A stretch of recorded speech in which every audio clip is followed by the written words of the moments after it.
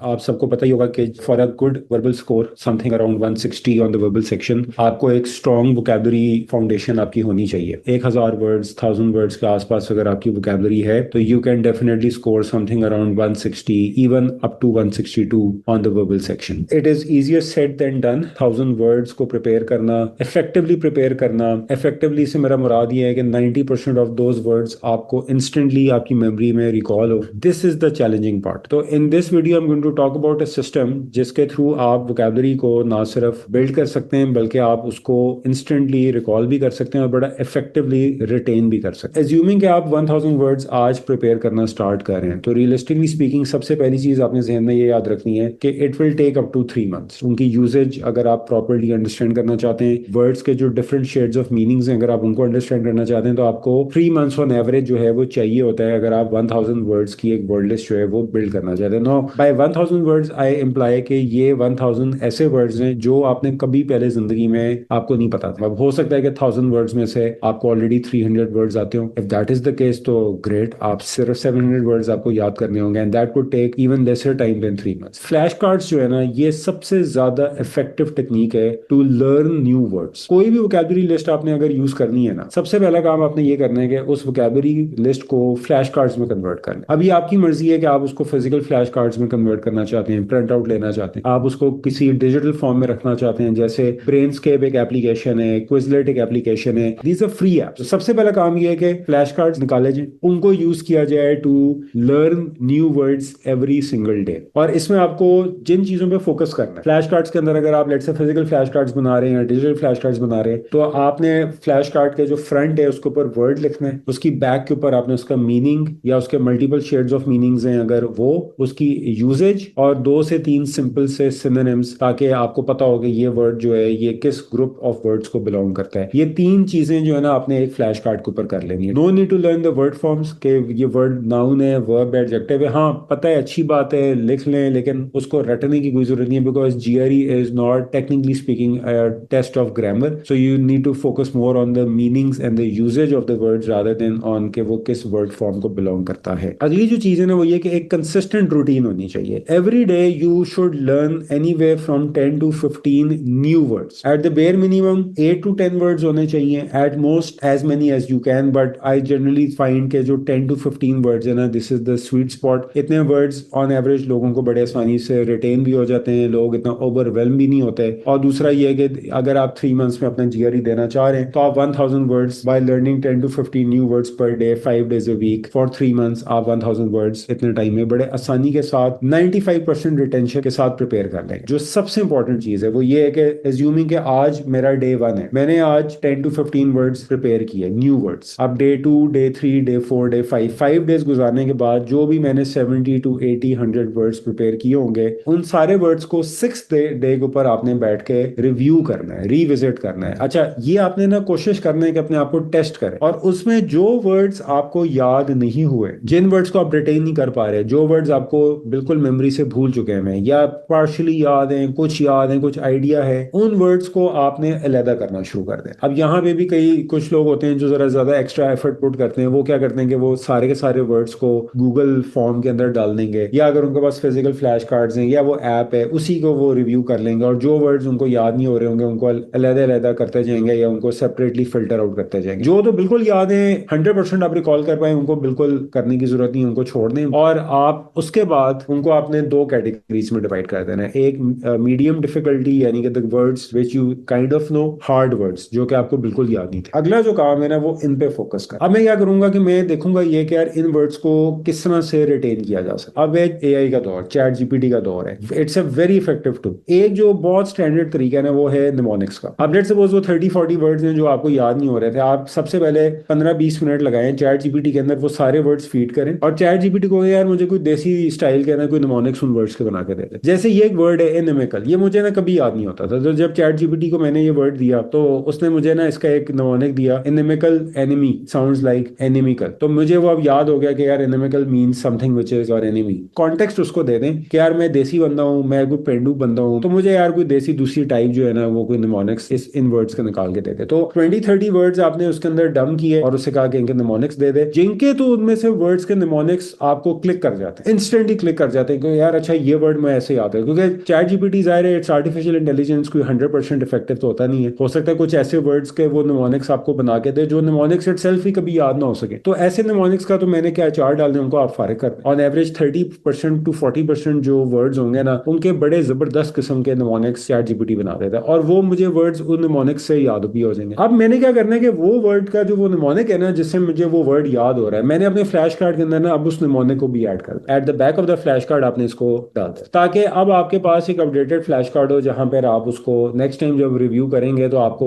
वो निमोनिक जो है ना वो भी याद होगा। अब जो वर्ड्स पीछे आपके पास बच जाएंगे उनके साथ एक और चीज ये भी कर सकते हैं, चैट जीपीटी से कहें यार मुझे तुम जीआरई स्टाइल सेंटेंसेस और टेक्स्ट कंप्लीशंस और ये चीजें मुझे उनकी बना के देना शुरू कर दो। यानी कि जिस तरह जीआरई पे ये टेस्ट होते हैं, एक जीआरई का एक सेंटेंस होता है, उसके अंदर एक ब्लैंक होता है, नीचे ऑप्शंस होती हैं और आपने उसमें से एक ऑप्शन चूज कर, जैसे अगर ये एक सेंटेंस है, although the new manager prided himself on being open minded, अब ये चैट जीपीटी ने बनाया हुआ है। In practice he was surprisingly blank, rarely altering his decisions once they were made. यानी कि मुझे ब्लैंक में कोई ऐसा वर्ड चाहिए जो कि सिग्निफाई कर रहा हो कि ये जो मैनेजर है ये कोई बड़ा जिद्दी किस्म का बंदा है, फ्लेक्सिबल नहीं हो सकता, कंसिलिएटरी नहीं हो सकता। कंसिलिएटरी तो होता है जो रिकंसाइल करे लोगों के साथ, मान ले कुछ कि अच्छा यार चलेगा, हम आपकी कुछ मानते हैं आप हमारी कुछ मानते। वैसिलेट जो है वो ऑसिलेट से निकला हुआ है। तो जो वर्ड्स के आपको मीनिंग पता है और वो यहाँ पे कॉन्टेक्स्ट में फिट नहीं करते उनको आप एलिमिनेट कर दें। जो मेमोरी है ना उसका मैंने ये देखा है कि जब आप कोई चीज के ऊपर एफर्ट पुट करते हैं ना, एक तो होता है ना कि यार ऑब्डुरेट का वर्ड मीनिंग देख लिया, वो इतना ज्यादा स्टिक नहीं करेगा, हो सकता है कर जाए हो सकता है ना करे। अब लेकिन अगर आप उस वर्ड के ऊपर एफर्ट पुट करेंगे ना कि यार ये सेंटेंस के अंदर ये वर्ड फिट होना चाहिए जिसका मीनिंग है rigid and stubborn and obdurate is that word when you look up that meaning, तो ये ज्यादा चांसेस हैं कि ये वर्ड अब आपके साथ जो है ना वो स्टिक करेगा। तो मेरा आपको सजेशन ये है कि अब इस तरह के जीआरई स्टाइल सेंटेंसेस बना लें। चैट जीपीटी ने 2 मिनट लगाने आपको 10 सेंटेंस बना के दे देने। Every sentence will have 5 words, 30-40 words वो जो आपको याद नहीं हुए थे वो सारे के सारे उसके अंदर यूज होना शुरू हो। तो मेरा आपको एक और सजेशन है, चैट जीपीटी को कहेंगे यार मेरा कोई एक छोटा सा राइटअप बना के दे दो जिसमें ये लेट सपोज 5-6 वर्ड्स जो है ना उनको एक पैराग्राफ में यूज कर, पैराग्राफ ऑफ इंटरेस्ट, यानी कि जिस सब्जेक्ट मैटर के अंदर आप इंटरेस्टेड है पढ़ने में उससे रिलेटेड किसी टॉपिक के ऊपर एक पैराग्राफ लिख दे और उसके अंदर इन वर्ड्स को इस्तेमाल कर। तो ये अगेन आपको वर्ड का मीनिंग थोड़ा सा याद ना भी हो तो आपको यूजेज के थ्रू आप उस वर्ड को अंडरस्टैंड कर लेंगे, उसके मीनिंग को, उसकी एप्लीकेशन को अंडरस्टैंड कर लेंगे। और at the end of the day GRE के अंदर कॉन्टेक्स्ट ज्यादा मैटर करता है, यूजेज ज्यादा मैटर करती है। कई दफा लोगों को वर्ड्स के मीनिंग्स नहीं भी याद होते हैं लेकिन उनको उस वर्ड की यूजेज पता होती है, उसका कॉन्टेक्चुअल यूज पता होता है, तो वो that is enough for GRE. कोई जीआरई की वर्ड मीनिंग का तो टेस्ट नहीं है ना, वो तो यूजेज का टेस्ट। तो आपकी यूजेज भी बेहतर हो जाएगी, आपको वर्ड का मीनिंग भी हो सकता है कि उसमें से कई 2-3 वर्ड्स और आपको इस तरह से याद होना शुरू हो जाए। मुझे लोक्वेशियस का मीनिंग नहीं याद, लेकिन मुझे कॉन्टेक्स्ट से पता चल जाएगा कि यार loquacious has to do with someone, हर किस्म की डिटेल अगले के साथ शेयर करते हैं, while her usually talkative colleague remain taciturn. अब मुझे ये भी पता चल गया कि भाई टेसिटन क्या होगा, जो कि फ्यू रिमार्क्स यानी कि जो कम बोल। What I am doing is कि मैं from the context I am putting in the effort in trying to come up with the meaning of the sentence के यार इसका प्रोबेबल मीनिंग क्या हो सकता है। इसी तरह फिर आगे चले जी, their professor however grew obdurate when asked to extend the deadline, insisting that discipline is more important than convenience. यानी कि अब ऑब्ड्यूरेट का भी अगर मुझे मीनिंग नहीं पता तो अच्छा पता चल जाएगा यहाँ से कॉन्टेक्स्ट से, यार जो ये प्रोफेसर है ना ये कोई बड़ा कोई जिद्दी किस्म का बंदा है, ये इंसिस्ट कर रहा है कि ऐसे ही करो। जो वर्ड्स यहाँ से इस तरह से याद हो जाए उनको इस तरह से याद कर। Use these different techniques simultaneously, don't stick to one technique. ये ना करें सारे निमोनिक से याद करें, ये ना करेंगे जी सारे जीआरई स्टाइल सेंटेंसेस से याद करने की कोशिश करें, ये ना करेंगे सारे के सारे जो है वो पैराग्राफ के अंदर इस्तेमाल हुए रहे। Use a combination of these techniques, it would hardly take you 1 hour. Story chains for memory, ChatGPT को कॉन्टेक्स्ट दे देंगे जी मैं पाकिस्तान से हूँ, इंडिया से हूँ, देसी टाइप बंदा हूँ, तो मुझे यार तुम कोई मजेदार किस्म का ना कोई पैराग्राफ लिख के दे दो जहां पे ये वर्ड्स यूज हो रहे हैं। तो वो आपको एक फनी सा कोई एक पैराग्राफ लिख के दे देगा। आप देखें वो क्या कह रहे हैं, imagine a loquacious uncle at a शादी talking non-stop about politics. His facts are wrong, but he becomes obdurate, refusing to change his opinion. Later, everyone finds out his stories were mendacious, full of lies. अब देखें mendacious का अगर meaning आपको नहीं पता, यहाँ से कुछ याद होने के चांसेस हैं कि यार इसका कोई ताल्लुक झूठ बोलने से। This will embarrass him, but he stays oddly sanguine, smiling and saying, तो sanguine का भी कुछ क्लियर हो गया कि यार ये कोई इसका ताल्लुक कोई हंसने खेलने से। अरे कोई बात नहीं, next time I'll be right. Finally, his wife has had enough and begins to castigate him. अब castigate का मीनिंग कोई नेगेटिव हो, स्टोरी चेंज भी बना सकते हैं आप, पैराग्राफ ऑफ इंटरेस्ट भी कर सकते हैं। फिर एक और चीज है, प्रीफिक्सेस, रूट्स एंड सफिक्सेस को भी इस्तेमाल कर सकते हैं। यानी कि जो वर्ड्स आपको याद नहीं हो रहे, निमोनिक से भी याद नहीं हो रहा, इन कॉन्टेक्स्ट जो पैराग्राफ आपने बनाया है ऑफ इंटरेस्ट उससे भी याद नहीं हो रहा, आपको किसी स्टोरी चेन से भी याद नहीं हो रहा, चले यार अब उसका चैट जीपीटी से पूछ लें कि यार इसका कोई प्रीफिक्स, रूट या सफिक्स है जो कि इस वर्ड के अंदर ऐसा अवेलेबल है जिसको यूज करके मैं वर्ड को याद रख सकता हूँ। जैसे maybe the word starts with mal, अब मैल से जो वर्ड स्टार्ट होते हैं वो उनकी नेगेटिव यूजेज होती है, वो उसका मतलब होता है बैड एंड ईवल। तो maybe the word that you are not able to remember, for example malignant, अब वो मैल का आपको पता है यार, मैल गंदी चीज होती है, mal means bad and evil, तो malignant has to do something with negative word. तो प्रीफिक्सेस जो होते हैं, रूट वर्ड्स होते हैं, सफिक्सेस होते हैं, इनके ऊपर भी आप चैट जीपीटी को कह सकते हैं यार मुझे इस वर्ड के अंदर कोई अगर प्रीफिक्स, रूट या सफिक्स है तो वो बता दो, ताकि चलो वर्ड मुझे याद नहीं हो रहा, मैं उसको प्रीफिक्स से याद रख लूंगा या रूट से याद रख। कई दफा वर्ड का मीनिंग ये नहीं याद आ रहा, लेकिन हो सकता है कि आपको उसकी यूजेज याद आ जाए। वो वर्ड पॉजिटिवली यूज होता है, नेगेटिवली यूज होता है, न्यूट्रल यूज होता है, जैसे कि ऑब्सिक्वस एक वर्ड है, वो किसी तरीके से याद नहीं हो रहा आपको, तो कम से कम चले यही याद रख लें कि यार वो वर्ड नेगेटिव है कि पॉजिटिव। तो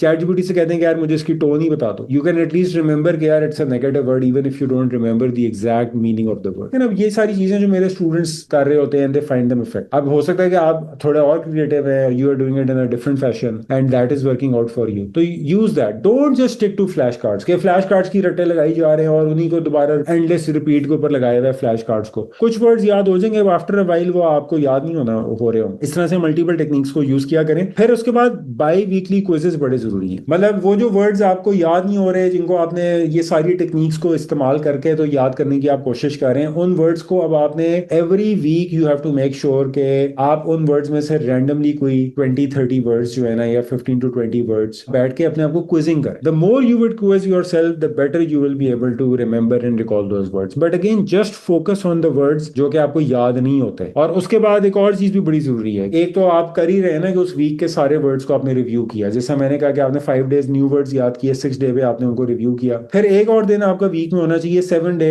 randomly from the last 3 or 4 week जितने वर्ड्स उनको पकड़े उनमें से 50-60-100 वर्ड्स जो उनको आप रिव्यू करते रहे। Because the more you review them, the more you revisit them, the more you test yourself on those words, even after going through all the mnemonics and all of them, you still need to make sure कि आप उनको regularly review और revise और test कर रहे हैं, वरना ये कि वो फिर कुछ टाइम के बाद ना आपको भूलना शुरू हो जाएंगे। फिर कुछ एक दो चीजें ऑप्शनल भी हैं, जैसे फॉर एग्जांपल ये थोड़े सा मैं समझता हूँ कि टाइम कंज्यूमिंग होता है। Definitely this is also very effective कि जो वर्ड्स आपको याद नहीं हो रहे उनको आप किसी एक ऐसे के अंदर यूज कर लें। मे बी यू राइट, जिस तरह जीआरई के ऊपर एक ऐसे भी होता है ना, इशू ऐसे, every week you write one issue ऐसे एंड इन दैट इशू ऐसे you try to use 10-15-20 words from that list of words जो कि आपको याद नहीं है। चैट जीपीटी को कहेंगे यार अब तुम बता दो कि ये जो मैंने यूज किए हैं वर्ड्स इन दिस ऐसे, क्या ये सही भी यूज किए मैं या नहीं किए। फिर एक और चीज ये भी आप कर सकते हैं कि वो वर्ड्स के ऊपर आप GRE styled reading comprehensions chat GPT से कहें यार मुझे बना के दे दो। लेट्स सपोज ये 15-20 वर्ड्स हैं, इनको तुम आरसी के अंदर डालो, किसी आरसी के अंदर, जीआरई के आरसी के अंदर डालो, इनको यूज करो, तो मैं इनको उससे जरा आपकी रीडिंग कॉम्प्रीहेंशन भी इंप्रूव हो जाएगी और आपका वोकैबुलरी एंड कॉन्टेक्स्ट भी आपकी बिल्ड होना शुरू हो जाएगी। इसमें कोई मैं एक वे सजेस्ट नहीं कर रहा, मैं आपको सब सजेस्ट कर रहा हूं कि use all of them collectively. तो जब आप एक ग्रुप ऑफ टेक्निक्स को यूज कर रहे होंगे ना, तो उसमें एक वैरायटी भी होगी, थोड़ा सा आप स्टिमुलेट भी होंगे, कुछ आप बेहतर भी फील करेंगे कि आपने जरा ज्यादा कॉन्सेप्चुअली वर्ड्स को